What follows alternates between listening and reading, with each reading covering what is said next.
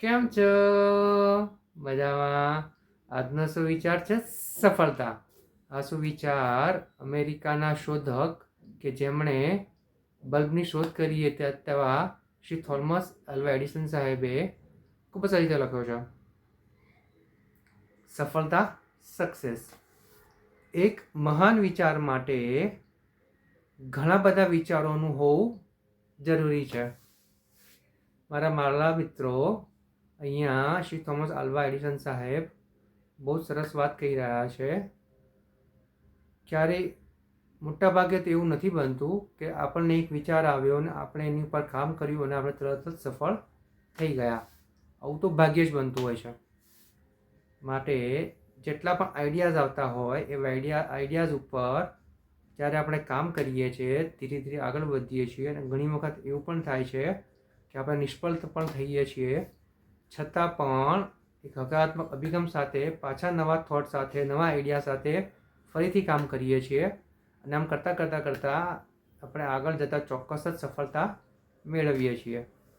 એટલે એક જે મહાન વિચાર છે એ આપણને સફળતા અપાવે છે, પરંતુ આ જે મહાન વિચાર છે એ ઘણા બધા વિચારોના અમલ પછી આવે છે.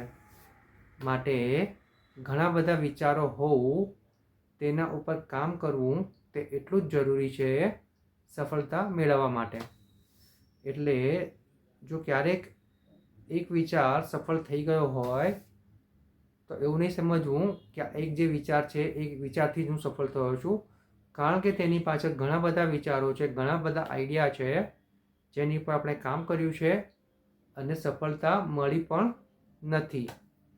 ને આ બધા અનુભવના આધારે આટલું બધું કર્યા પછી જ આપણે આગળ જતાં સફળ થઈ શકીએ છીએ. અને જે આઈડિયા ઉપર આપણે કામ કરીએ છીએ, જે વિચાર ઉપર આપણે કામ કરીએ છીએ એ સક્સેસ થાય છે, સફળ થાય છે, ત્યારે આપણે ચોક્કસ જ માનવું જોઈએ કે ફક્ત આ એક વિચારને કારણે નહીં, પરંતુ મારા દિમાગમાં, મારા દિલમાં, મારા મગજમાં ઘણા બધા વિચારો હતા, તેની ઉપર કામ કર્યું અને આ બધું કામ કર્યા પછી જ મને આ સફળતા મળી છે.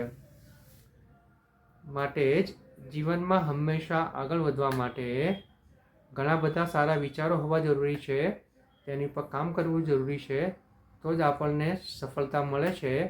અને આ જે સફળતા છે તે જ આપણને સાચો સંતોષ, સાચું સેટિસ્ફેક્શન આપે છે. Thank you.